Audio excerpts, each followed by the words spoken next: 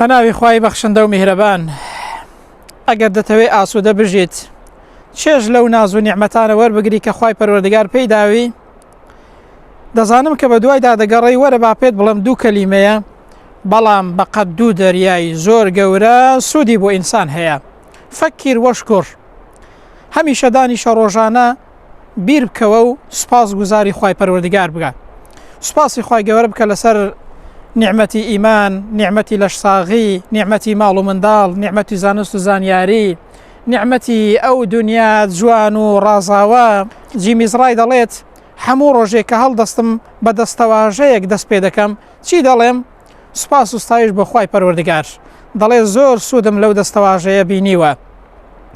ئێمەی موسڵمان کاتێک کە هەڵدەستین لە خەو، ویردێکمان هەیە و زیکرێکمان هەیە کە بە ئەلحەمدولیلا دەست پێ دەکات، بەر لە هەموو شتێک ئەو زیکرە دەڵێن.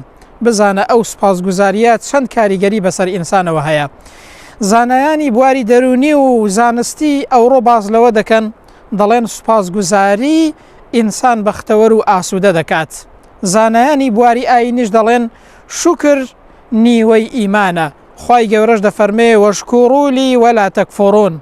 ئەگەر دەتەوێت ئاسوودە بژیت، بیر بکەوە و سوپاسگوزار بە، چونکە کاریگەری بەسەر بواری دەرونی ئینسانەوە هەیە.